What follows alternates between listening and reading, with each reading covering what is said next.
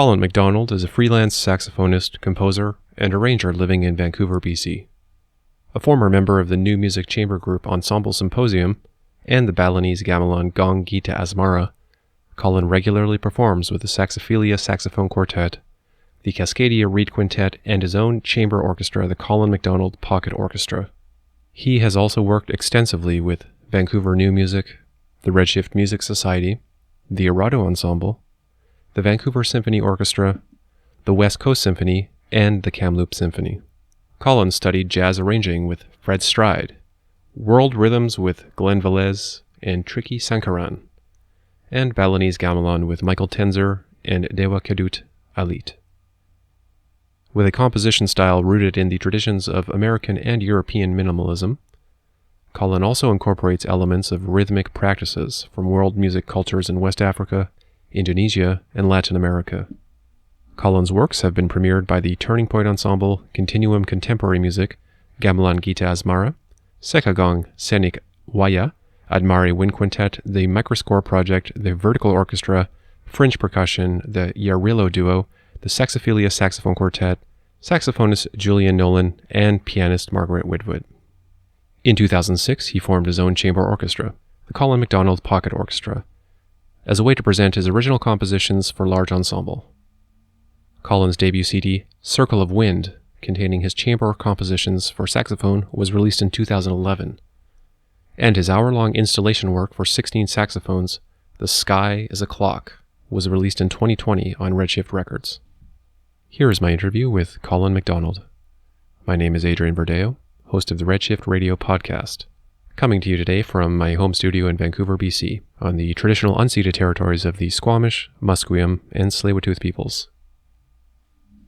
Colin, thank you so much for joining me today. It's great to see you back in person. It really has been a while since we've actually been in the third dimension together. I think we've met on Zoom, but thank you so much for joining me today. My pleasure. Great to be here in person. Yeah, and hopefully we can do more gigs coming up. As things start to open up, we can start to collaborate a little bit more as we have in the past on many occasions. And of course, I want to start off by just asking, how have you been maintaining? What have you been up to? And if any specific projects on the go, please tell us. Yeah, it's definitely been a tough time, and I must say that the only conversation that has been on people's minds has been, how is the pandemic going for you? And I'm getting so bored with that conversation topic. Yeah, I know. It's like a necessary get it out of the way question. Yeah.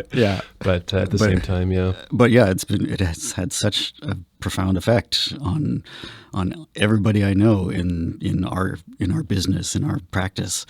For me, it's been a lot of reassessing solo work kind of things. Like I've been developing and redeveloping a lot of just solo pieces for performance and for recording, and doing a lot of those little video projects that have been going around.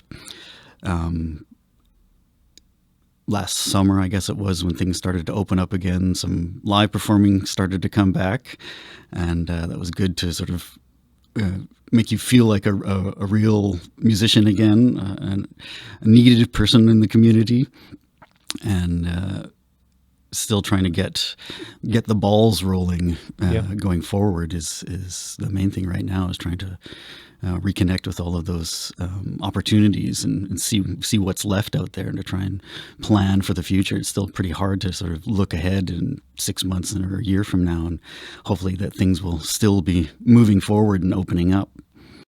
Yeah, it's been challenging, right? Having to kind of figure out like what now, really. And I know, speaking with a lot of my performer friends as I am, and always doing a lot of freelancing and so forth, as you also have done a lot of, have a little bit of a different perspective from the composers. And a lot of the composers I spoke to say, well, in some cases, my life hasn't changed that much, like sort of insular.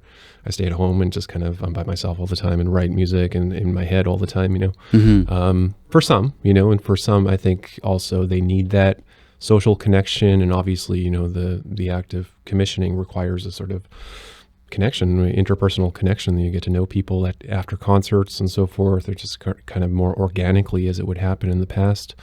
Seeing as you have kind of different hats you wear as a musician, as an artist. As a composer, did you find a dry spell, or did you find yourself in need of more projects, or did it actually afford you at some stage a concentrated period of time and maybe to focus on some things that you had either shelved or been meaning to get around to? Or did it open up different ideas for inspiration, creativity? Yeah, a little bit of both. I was kind of going through a dry spell heading into the pandemic. Like, it was a couple of years where I was not getting work done as well as I had planned, and my last major composition, I think, was the Sky is a Clock recording that I did for Redshift for the Array, and I guess right at the start of the first lockdown, was taking advantage of that time to edit that recording down and put it out on Redshift Records. And then after that, I got to spend a bit of time sort of reassessing my own process and doing a bit of introspection and some restudy of harmony and some ideas of how I was working on my own project. So I've put my toe in the water for a couple of new ideas that I've been working on, but haven't been able to follow through completely. Since you just mentioned it, Colin, I want to ask you about The Sky is a Clock. And let's start by, if you can explain a little bit the Redshift Array, what that is, if you've had other experiences working with that setup and how it influenced actually the work. Obviously, it's a pretty sophisticated technological setup and kind of a privilege, I think, for us to be able to use that thing. So tell us about the Array, and then please tell us also about the composition. Yeah, so the Array is the 16-channel speaker system that Redshift purchased a number of years back, and Jordan Nobles invited me to write for the first installation project that they wanted to use it for. And I generally work in acoustic performance and live performance and hadn't done much in the way of sound installation myself. But I'm not one to balk at an opportunity. I dove into it and had an idea for 16 channels of 4 saxophone quartets. So basically, I was just thinking sort of in my acoustic fashion, but a way that I could track it all for live saxophones or for pre-recorded saxophones on separate channels. And that worked out pretty well. I was inspired in the piece by other works from the Bang in a Can composer Michael Gordon, who's done these pieces for multiples of same or like instrument in these large ensembles. So that's where my starting point was. And then using the image of the array I had in mind was like a sort of a circular space surrounded by these speakers. So I was imaging it, standing in a space being surrounded by 16 individual saxophones, and how I could use the pre-recorded options of panning the sound back and forth across this circle. And that was where the image of the clock came into my mind. And so building the piece around this idea of progression of time and movement of time, and then the other aspect of the sky being the clock, sort of coming from my childhood growing up on the prairies. I'm sure you've experienced the same thing. There's a big sky there, and you see the progression of the stars all year long. And so it's this other timekeeping image of seeing the seasons, but also just the constellations pass through the warm and the cold of the different months. So that was kind of my stepping off point of this idea, this temporal fascination, but also a spatial movement of the time. So I probably composed the longest piece I've ever done, and doing like an hour-long continuous piece of music that's moving around you in the space. Yeah, it was really epic. I know it was premiered in the installation format at the Roundhouse. Is that correct? That's right. That was the first Theater. one. Yeah, and I think it made very good use of the location in that there was quite a lot of room for those speakers to set up in different positions, way up in the rafters on ground level, I think, as well. Yeah, I think he ended up having 4 banks across the room on the roof, so it was still overhead. Yeah, and he managed to group the 4 quartets that I have in line, so you still had a sense of the motion. It wasn't the circular surround that I had envisioned initially, but you could still hear the movement of the sounds back and forth and interacting in the ways that I'd wanted in the groups of sound. Right. And did you play all of the saxophone parts, or did you have individual musicians as a quartet? No, I recorded it all myself, one track at a time. Wow. So a combination of baritone, soprano, tenor sax. Yeah, soprano, alto, tenor, baritone. Traditional French quartet, French setup. Sure. So the 4 voices. And so when you went to record the piece is released on Redshift Records as an independent composition. It's basically that is now also the title of the album. Mm-hmm. Yeah, it's a single album under that title. Can you tell us about also the Colin MacDonald Pocket Orchestra, when you established that, and when the last live concert you had, and if there are any other notable performances upcoming or in the past that you can tell us about? The Pocket Orchestra was a project I started, I guess I put it together. We started rehearsing in 2006, and our first performance was at the Western Front in 2007, produced by Redshift at the time. And that grew out of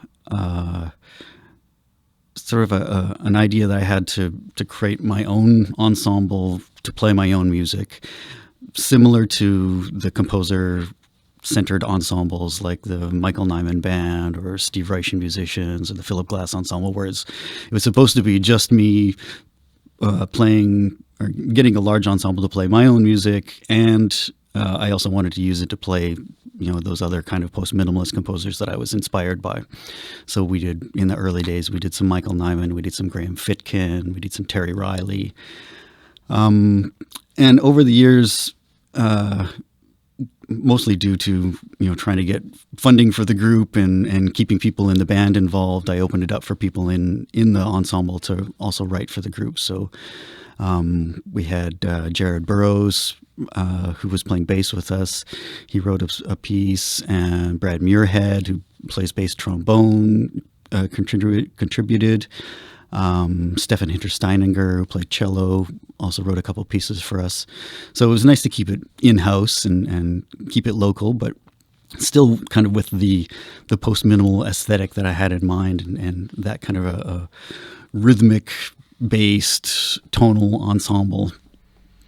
Yeah, you mentioned some of your influences in Reich and Nyman. Obviously, I know, having heard and played some of your music in the past, Colin, and seeing your body of work. Obviously, the American minimalists have been a major influence in your voice. Also, I think elements of world music, and specifically Balinese gamelan.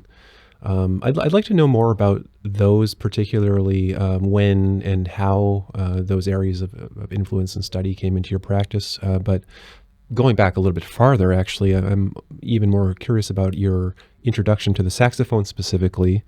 I'm always curious to know how certain musicians are attracted to their instruments, how that maybe is mirrored in personality types as well. But specifically, I think saxophone. I'm always curious about sort of the history of the sax and its place in the orchestral literature, which is my understanding, which is not very much, that there's a kind of a blank spot in the literature for the saxophone for obvious reasons, not part of the traditional orchestral setup. But it seems to have really blossomed in the modern age. In the language of contemporary music, it's actually, if not a prominent instrument, and we're seeing a lot of saxophone quartets, a lot of prominent performers using the saxophone, and certainly a lot of new compositions also employing the saxophone. However, I imagine that may not have been the first, if a person is starting on the saxophone in band in high school or something, perhaps that's not the first music they're introduced to. So please, going back a little bit, tell us about how you became a saxophone player, if there was a formative musical education before that, and what attracted you both to the instrument and later to the style of music. Yeah, I kind of feel like I'm both an accidental saxophonist and an accidental composer. It was almost not my choice in many ways.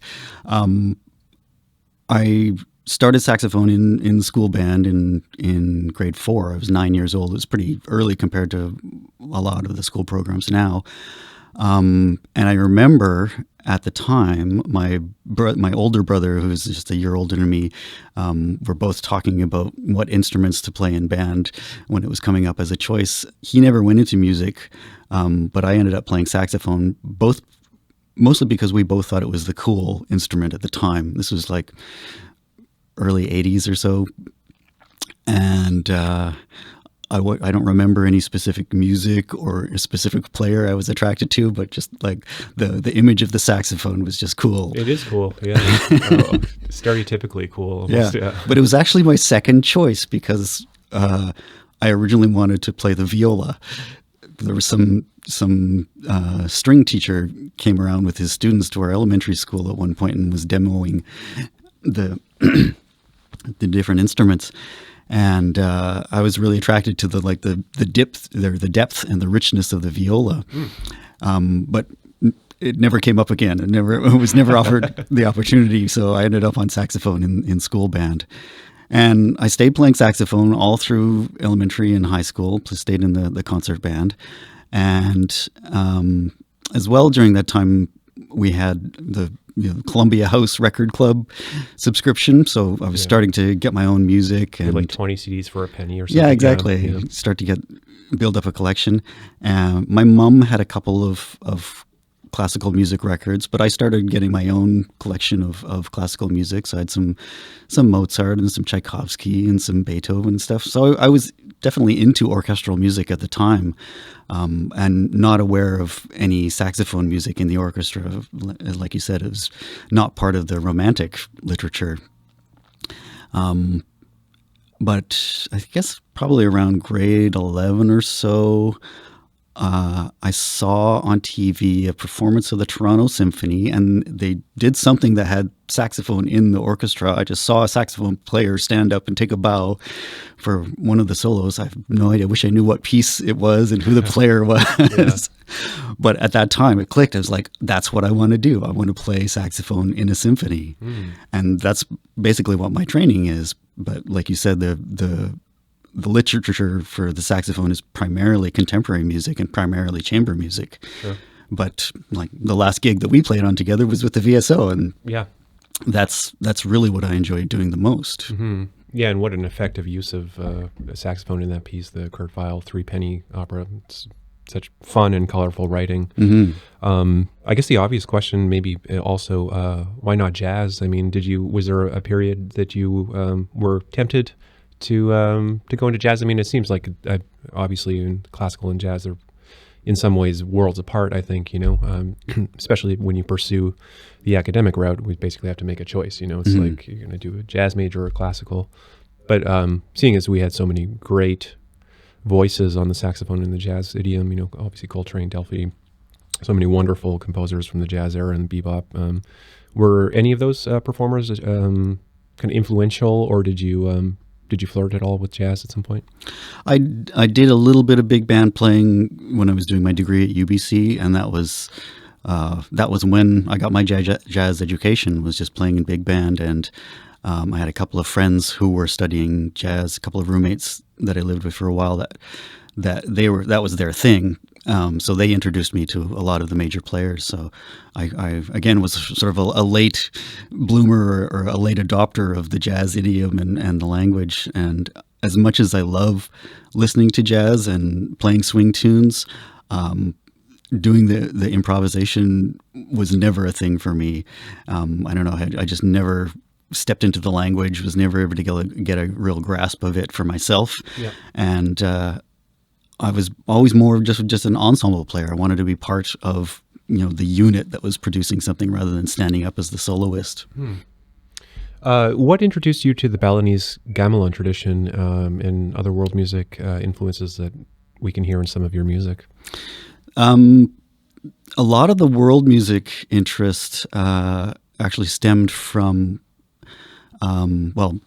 knowing sort of the influences on the minimalist composers, so like the big three, Glass, Reich, and Riley, they had the influence of gamelan and Ghanaian drumming and Indian classical music.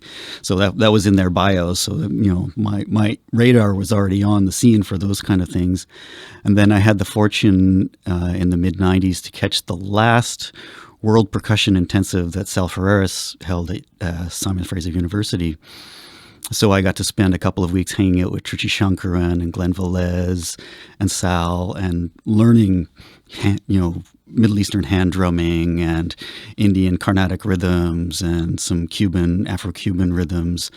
So that really put the bug in my ear for making a deeper study of rhythm. So in many ways, I was becoming more of a percussionist than a melodicist in playing the saxophone. Around the same time, I was just out of my undergrad degree at UBC, and I'd started playing in Latin bands to make ends meet, and playing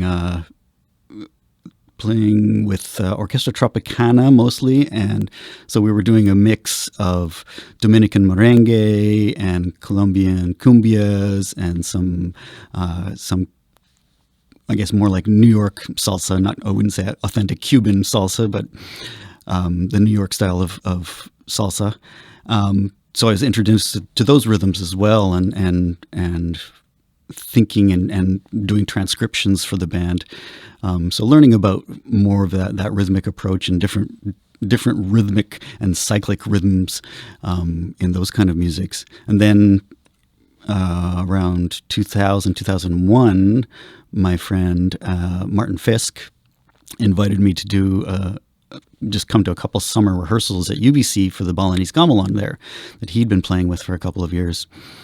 And that was like taking heroin, man. Couldn't stop. Once you get into that stuff, it was just overtook. Amazing.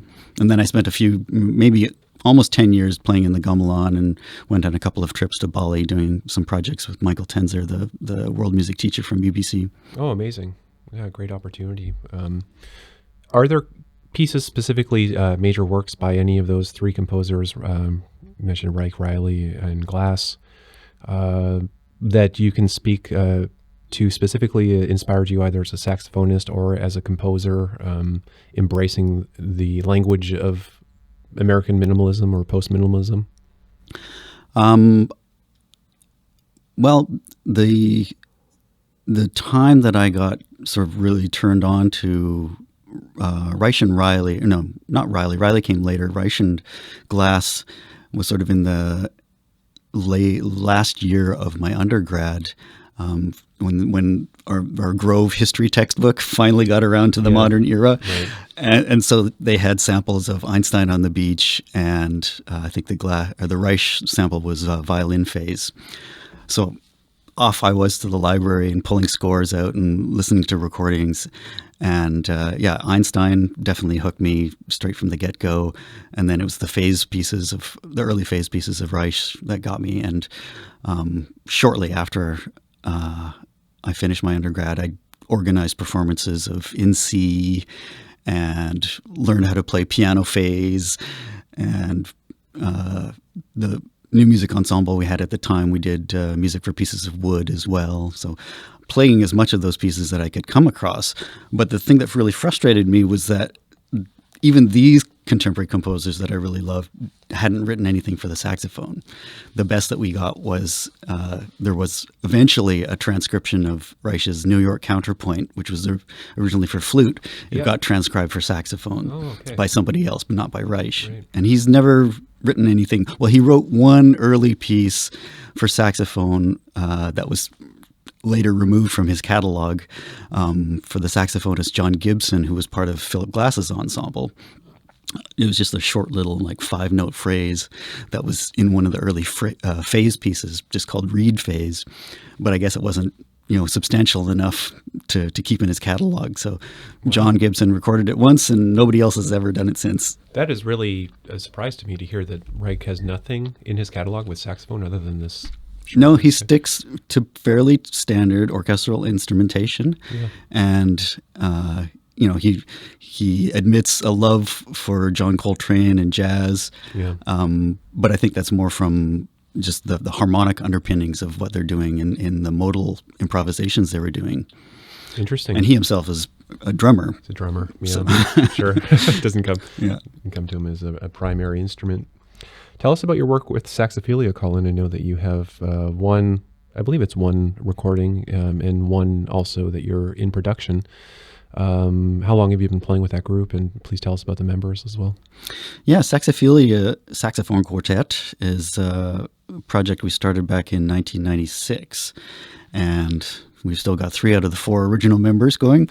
We've only had one personnel change on the alto sax. Our original member, Tony Shepard, got busy with kids and working, and now we have Chris Kovlin playing with us. And the other 2 members, Julia Nolan and David Branter, were my former teachers at UBC. So again, a couple years after I finished my undergrad,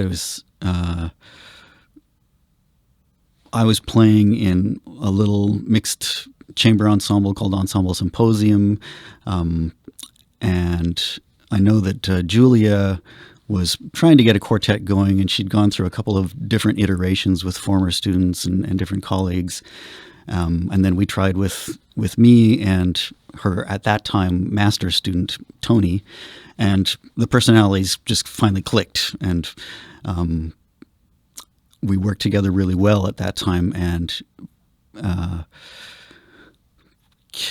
early days, we did some commissions. We got a couple of pieces written for us, a couple of things are sort of thrown our way.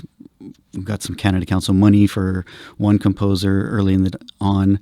And we finally got those pieces that were original to us recorded for the first album that we recorded on Redshift.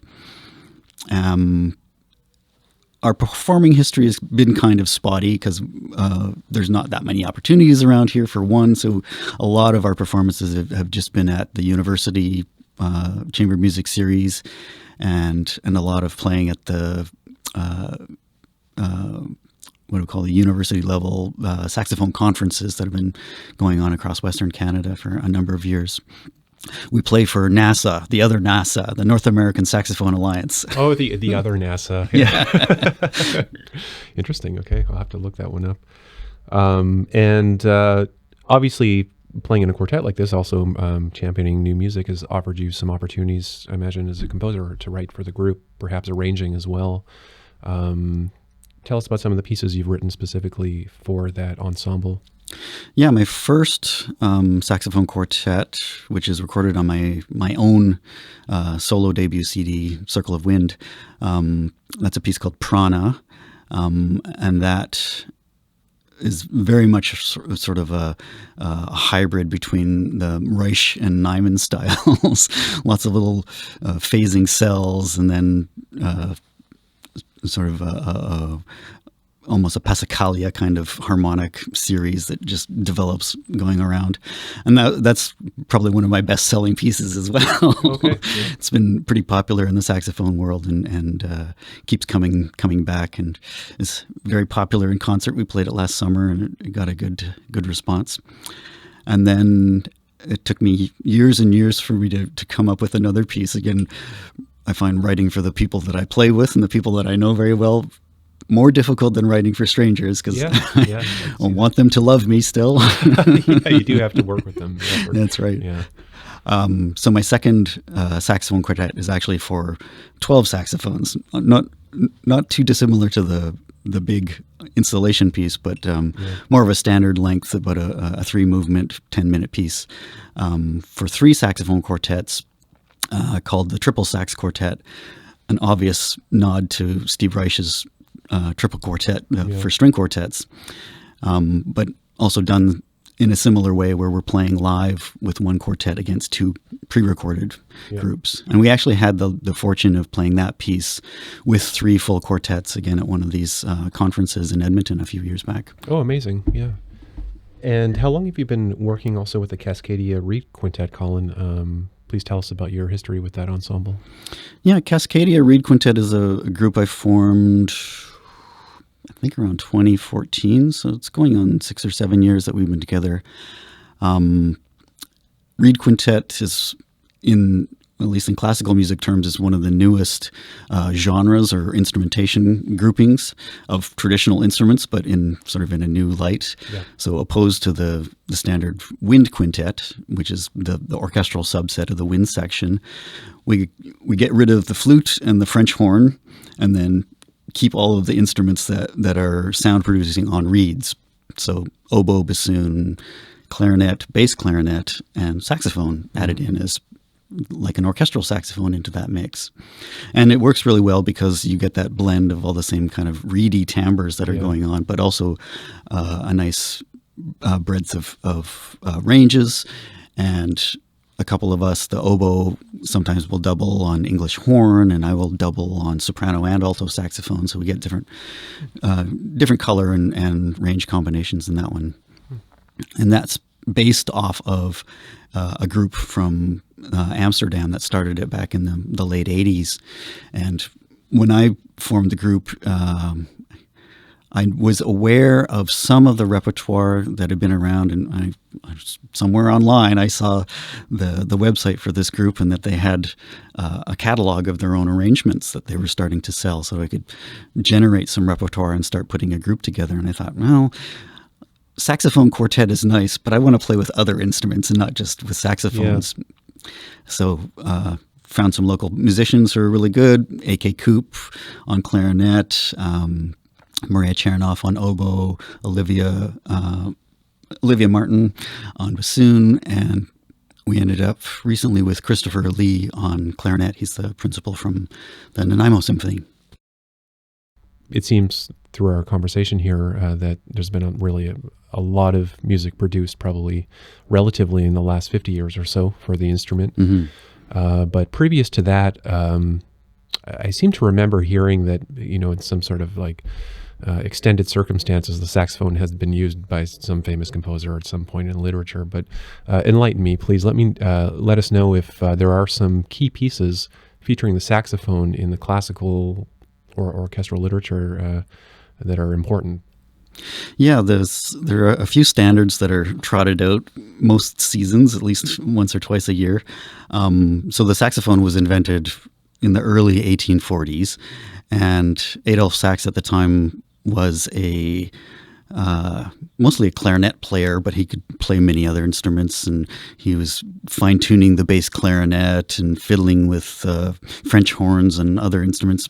And he came up with the brilliant concept of the saxophone in that period of great orchestral innovation. Like you had the expanding size of the orchestra and lots of different instruments being tried and rejected. And that's when, around the same time, the Wagner tuba came out and the mellophone and all kinds of weird instruments that came and went. Yeah, they did. So yeah, he was really trying to promote it as a new orchestral color, and went around to composers of the day. Berlioz was really interested in it. Like he was, as the orchestration master, he wanted something else to work with. There's one sort of little melodic fragment from a Berlioz piece that exists for saxophone. It's so funny because I remember in history class that the only instrument that Berlioz performed competently was the guitar. Oh, really? But sadly for us, he didn't write anything for our instrument, which is really a shame. Yeah. It seems that way for the sax as well. Yeah.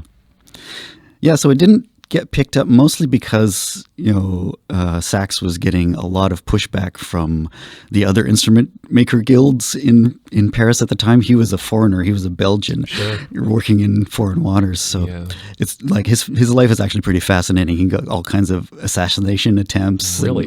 Wow. Okay. Death threats here and there. So, so he was the only one actually promoting and teaching the saxophone when it was first invented, and then it was just sort of disappeared from the classical school system until the early 1940s. Wow. But for some reason, it kind of got a foothold in Russia in many ways. Mm-hmm. So the one major French composer who included in one of his pieces was Bizet in his Arlésienne suites. Right. So it was the incidental music for a play that he wrote. That you wrote the music for, had this 13-piece ensemble that included an alto saxophone, and then it was reorchestrated for full orchestra. So that piece has some beautiful saxophone solos, and that's one that I rearranged for the Reed Quintet so that I could get a chance to play these pieces, because that's one that's been on my bucket list to play with the symphony, but never had a chance to yet. Okay, I see. And then around the same time period, another big solo that often gets played is just the one movement from Mussorgsky's Pictures at an Exhibition. The Old Castle has a big alto sax solo in it as well. And unfortunately, that's the only time you get to play in the whole piece, and you have to sit on your ass for the rest of it. You don't get to play in all the big Great Gate of Kiev, all these massive great moments in that piece. And those are the most stressful kinds of gigs too, where you're just sitting there counting bars of rest, and then it's like, oh, I hope I don't fuck it up. Yeah. So again, another orchestration guy. Mussorgsky wrote the piece, but the orchestral version was orchestrated by Rimsky-Korsakov, and Rimsky-Korsakov is one of the textbooks of orchestration that a lot of people still turn to. Yeah. After that one, probably the next most famous piece from another master orchestrator is Bolero by Ravel. And as much as that is sort of just an orchestration exercise, it's such a popular piece that's one of the few saxophone pieces that gets played over and over and over again. And it takes two saxophone players to do that one. Yeah, right. Yeah, interesting. You mentioned arranging, and we talked a little bit earlier about some recent projects of yours, and that you're actually currently arranging the 6 cello suites of Bach for saxophone as well. I imagine that some of these pieces come up when you're working with students, also create great self-study for yourself. I know in the guitar world, we borrow literature from, the violin, the cello, some of the wind partitas by Bach as well, and a lot of the instrumental works that are very easily transferred. Well, they have their challenges, but from a musical perspective, are offer a lot for any instrument, I would imagine. But what are the particular challenges, perhaps as a arranger, but also as a player, that attracted you to those works? Not obviously they're wonderful, beautiful, timeless works, but what about them do you think the saxophone has to offer for those pieces? Yeah, well, the nice thing about the cello and cello repertoire is that on the baritone sax, I can play everything at pitch because it's essentially the same range. Mm-hmm. And part of this project of doing my own transcription arrangements of the cello suites is to extend the capabilities of the baritone sax. So as the lowest standard voice of the saxophone family, you often get relegated to just playing oompa bass lines or the simple little funk grooves and things like that. And even in sax quartet repertoire, I'm often just playing a repeating bass line, sort of holding the harmonic foundation down. But it has just as much flexibility and soloistic capabilities as any of the other saxophone voices. So working on this as a solo project was a challenge for me as a performer to sort of build up my skills on the bari, but also sort of throwing the gauntlet down, as it were, to other people to try the same thing and bring the bari sax to a higher level of respectability and expressiveness.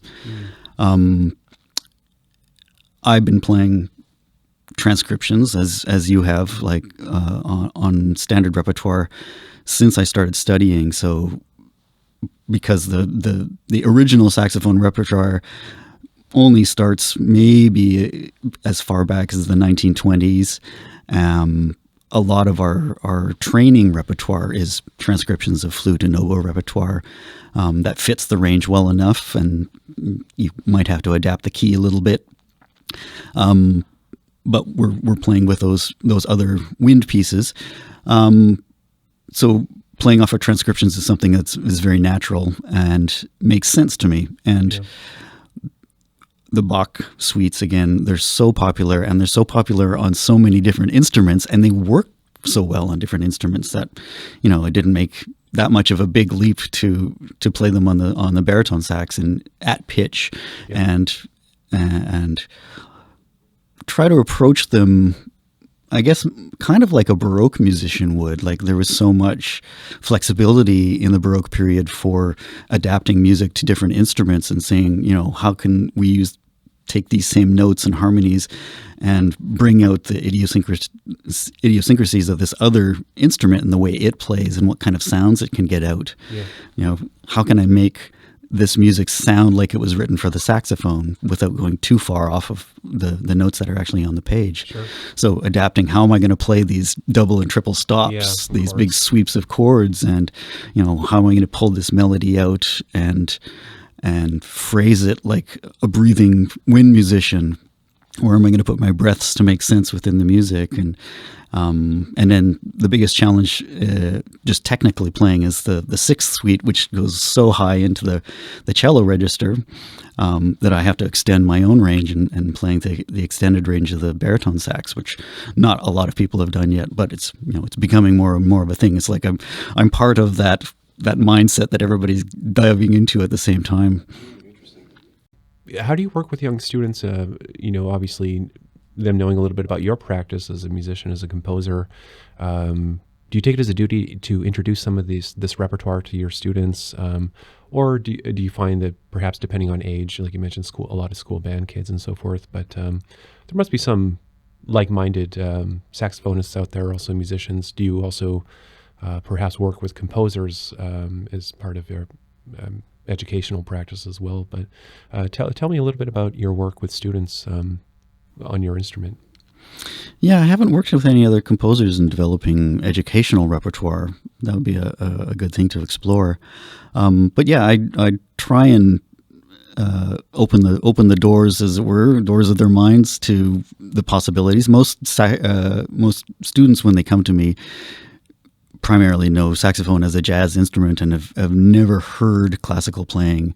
Even if they've been playing in concert band at school, it's still kind of the military band sound, which was the other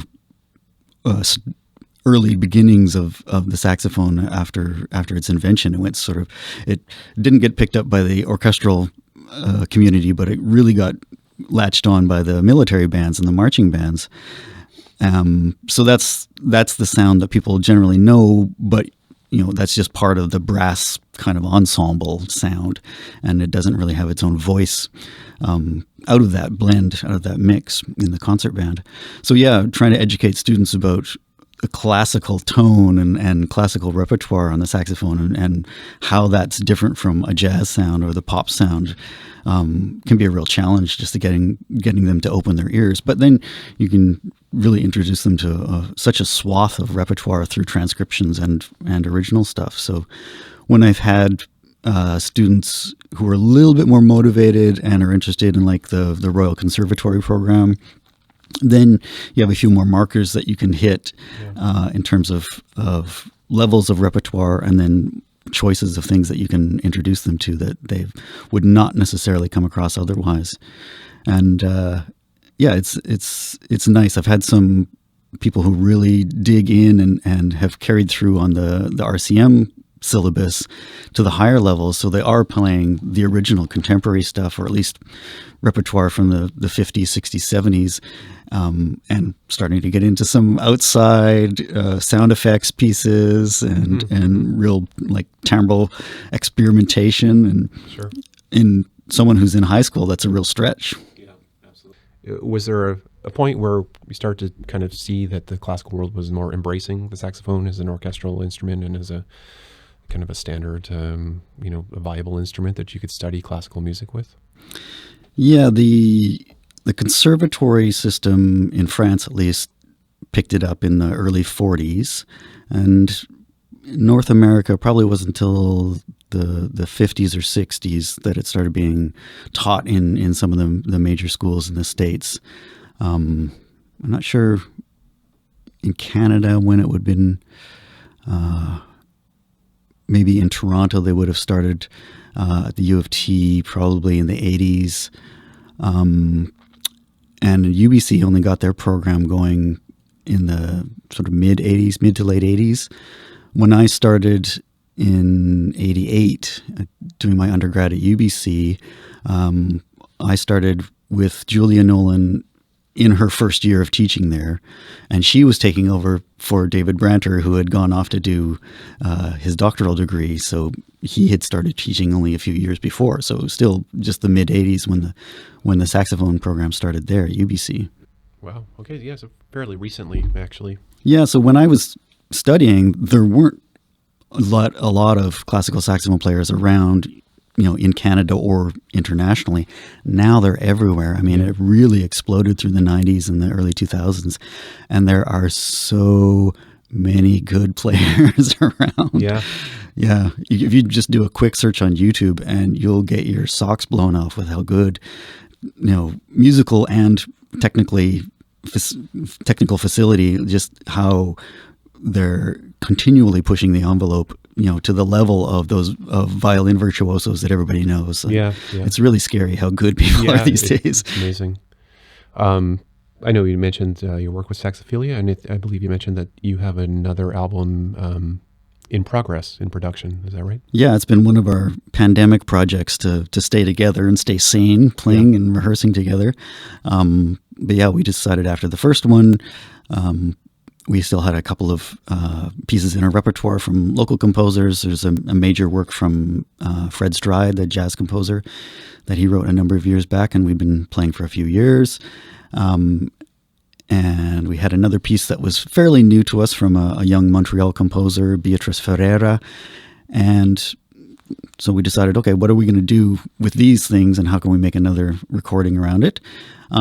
So we decided to actually commission a couple of new pieces. And we managed to successfully get a commission for Rodney Sharman to write a piece for us, which I'd been dreaming of for years and years. I really like Rodney's music, and had always wondered what he could do for the saxophones.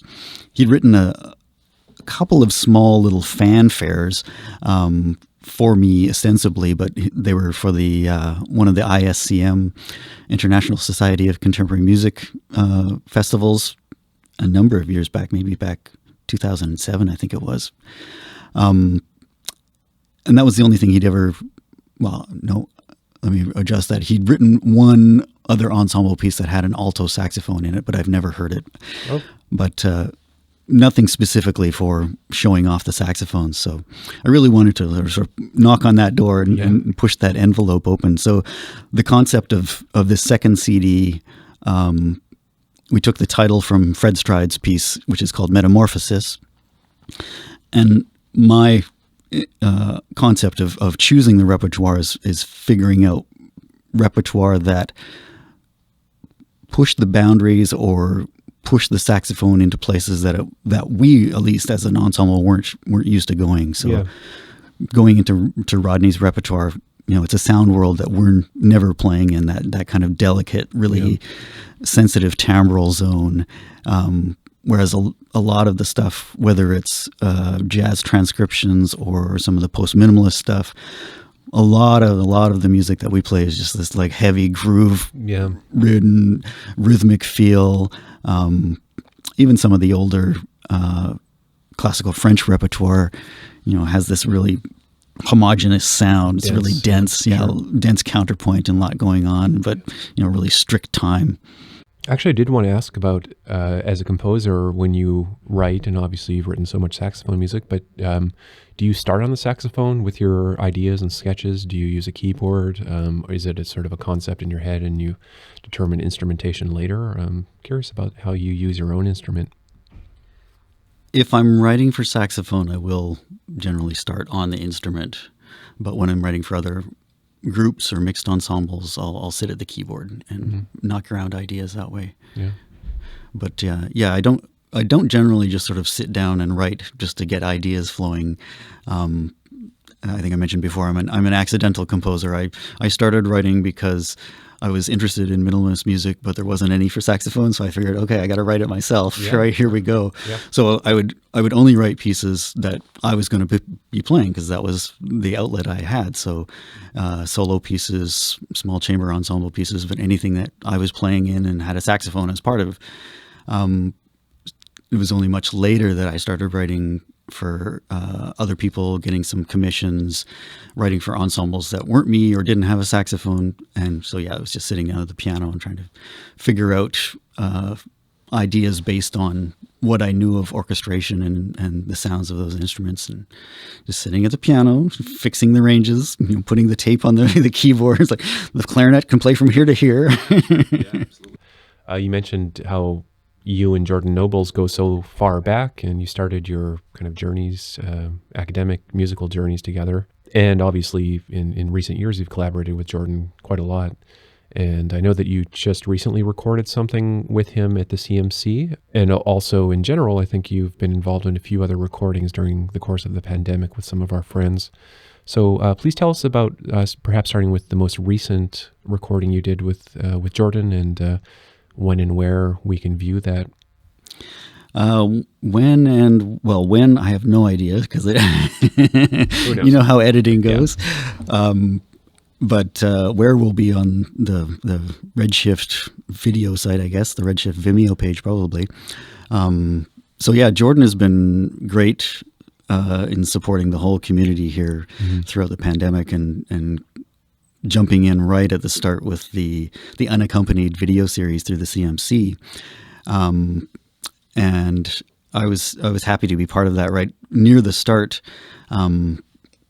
He released a video of me playing a piece called Fifth Hour at the Dance Party by John Oliver, which was a solo bari sax piece or solo bass sax.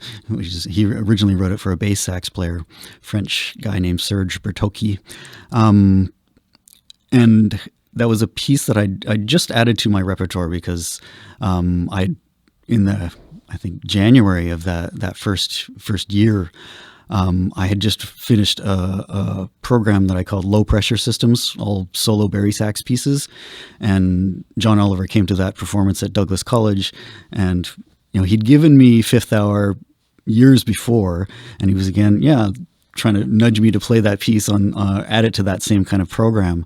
So I dug it out again. I took a look at it and was like, yeah, they didn't catch me the first time, but I played it through again and figured I could make it work. So when Jordan approached me with the video project, I was like, okay, I got the perfect piece for you. So let's learn this and film it.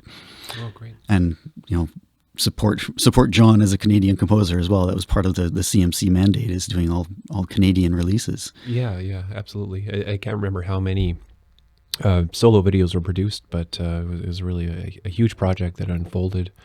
And you're right, Jordan has been really supportive of the community throughout the pandemic. And he's continued that now in inviting people to do videos for Redshift, not for the CMC, but inviting people to record videos of any music that they want to do, not necessarily a Canadian composer. So people are doing their own compositions, improvs. And last night I recorded a solo Louis Andreessen piece that I'd worked up last year, that I played on the Music on Main Modulus Festival. That was part of a celebration or memorial concert for Andreessen since he passed away last year.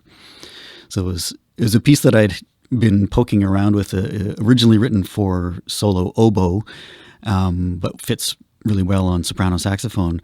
And I had it in my library and was meaning to work on it. And then Andreessen died. And so I'm like, okay, I got to commit to this and really figure out something to do with this piece of music, because it's a really great piece. So it was nice to get a premiere performance for myself in public last fall when things were opening up again with performances, and then taking up this opportunity to put it on video as well. What is the title of that piece? It's called To Pauline O. Pauline Oliveros? No, actually, Pauline Ostenreich was the oboe player that it was written for. Okay. She's actually, she's about our age, and she comes out to this part of the world relatively frequently to play at the Prisma Orchestral Festival in Powell River. Oh, okay. So this is the first summer that she's able to make it out since the past couple of years. But I noticed that she's been a regular member of that orchestra. They have international faculty that comes out. A small world. Yeah. And tell us about your contribution to Mark Haney's and Little Chamber Music's Isolation Commission project, which I did want to know. Again, there was a huge amount of performers and diverse amount of performers that contributed to that project as well. Yeah, that was a really good opportunity as well, and much thanks and kudos to Mark for putting that together in almost no time at all as well at the start of the lockdown series. I was actually lucky to be commissioned twice for that project. A friend of mine commissioned me to do anything, I guess it was. I was planning on writing a solo piece, but that early first half year or so of the lockdown, when we had no idea what was going on, I was just not inspired to do anything at all. But so I just performed one of the slow movements from the second Bach cello suite. And then the second commission came from some parents of my friend Zeke, who had written a small piece for them for their 50th wedding anniversary. So they commissioned me to perform that for the series. So I got to make a nice recording for that one as well. So that was, one of the small pieces that I've been able to squeeze out during this dry spell of mine, just doing like little pieces for people's anniversaries and birthdays and small personal pieces, but nothing overly big. You kind of alluded to the fact that you have sort of a dry spell, and obviously I think for the pandemic, I think that was for a lot of people as well. Do you find yourself kind of emerging from that period right now? Do you have some projects that you're looking forward to, or traditionally do you find when the time is right, it's sort of, when you want to write something, or depending if there's a life event or something like that gives you specifically inspiration. But curious to know how you deal with that, Colin, periods of dry spells and lack of inspiration or lack of motivation, and what has been your solution to that? Yeah, I always find the challenge of being a performer / composer is that I can never focus on both at the same time. It's always this ping pong back and forth. So sure, yeah. I feel like I've been more of a saxophone player for the past couple of years, more than a composer. But those desires and ideas are, slowly crawling out to the surface again. One piece that has been sort of struggling to make itself felt is a new piece for solo bari sax, which has been such a focus for me lately, which is good. So I'm taking inspiration from the Bach suites. It's like, can I do something like that on baritone sax? So I've got this concept of almost an hour-long piece for solo bari sax. It's almost like an evening-length solo performance. And I'm just, sort of fleshing out the structural elements of it without putting any notes down yet. But it's good that something's coming unbidden to the work without having to really sit down and struggle for it with deadlines in mind. But that's usually how it happens. Like, I won't write until I have a deadline or until I have a project in mind. And of course, sometimes that gets me in hot water when the inspiration doesn't come or the focus can't come to sit down and keep writing. Sure. Yeah. But definitely I've been really focusing on my technique, my chops, keeping my playing going over this time, because that's something I can do while I'm sitting at home. Of course. Keep practicing my scales and keep working on repertoire. So I've got a couple of piles of repertoire that I want to record, like an album of my own chamber music that has never been recorded. An album of solo soprano sax pieces that Andreessen piece would go along with, another collection of the baritone sax pieces. Glenn Sutherland, the president of Vancouver Pro Musica, while he was in lockdown in Winnipeg, taking care of his mom, he's like, I want to write a piece for you for baritone sax. So he sent me a piece, and I got to premiere it in an online festival for a saxophone conference. So it'd be nice to make an album including that piece as well as some other things, and hopefully have a public premiere of that at some point. Yeah. Well, again, Colin, I want to thank you for your time today, and thank you so much for sharing with us your background, your journey as a composer and as a saxophonist. Hope to see you again soon. Great. Thanks. Yeah. Cheers.